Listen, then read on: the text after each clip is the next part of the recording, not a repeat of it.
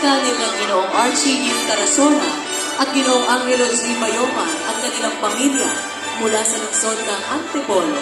Ito po ang kanilang kwata salida o ika-4 na beses sa paglahok sa ating taunang prosesyon. Ina ng mga walang malapitan. Ipanalangin mo po kami.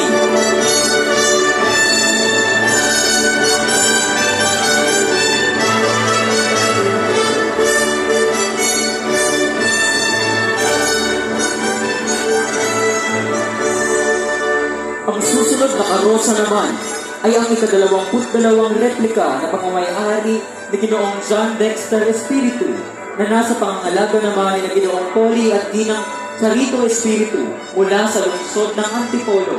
Ito po ang kanilang primera salida o pinakaunang beses na pagsali dito sa taunang replika procession.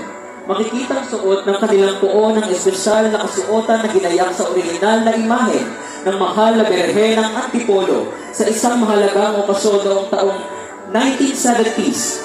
Kasunod sa karosa ng imahe ng mahal na Birhen ng Antipolo ay ang kanilang mga kaanak mula sa Zapata at Espiritu Family, mga kaibigan at mga mananampalataya mula sa lungsod ng Antipolo. Kasunod din na umiilaw ang mga miyembro ng El Shaddai ng parokya ng Immaculada Concepcion. Maraming salamat po. Ina ng walang malapitan, Ipanalangin mo po kami.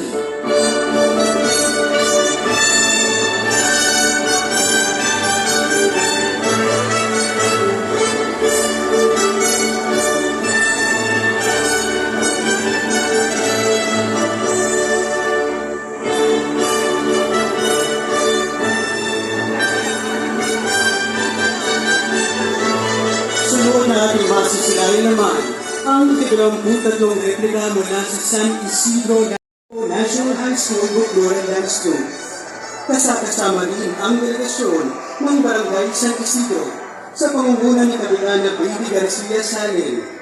Umiilaw din sa Birhen ang mga miyembro ng Daughters of Mary Immaculate ng parokya ng Immaculada Concepcion. Pagkilala sa cross ang gamit ng imahe mula sa kagandahang loob ni Ginoong Kenneth Cruz at pamilya mula sa lungsod ng Antipolo. Maraming salamat po. Ina ng Simbahang Katolika, ipanalangin mo po kami.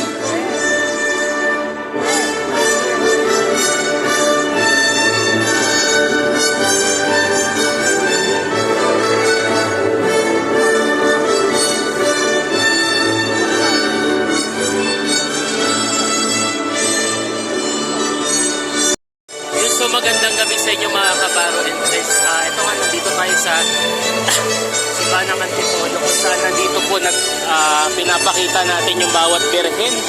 Sa Birhen de la Paz, Ibuen Biyahe. Ito po lahat ng mga replika. Ayan, nakikita po natin sa lahat. Iba-ibang klase po yan. At sa iba-ibang mga eskwelahan, sa mga lugar, hindi na po dito sa lungsod ng Antipolo. Sa iba-ibang lugar. Meron nga sa Taytay, meron sa Cainta.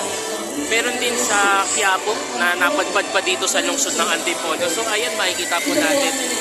Yan, marami po mga replika ang nagpaparada dito. Ito nga po yung bahagi ng Antipolo Maytime Festival dito sa lungsod ng Antipolo sa panguna po ng ating Mayor Jun Linares. So mga kabaro and friends, ating silayan muli ang makulay at makasaysayan po ng kaganapan dito para sa replika ng ating Birhen. Big Fiesta, Maytime Festival dito po sa lungsod ng Antipolo.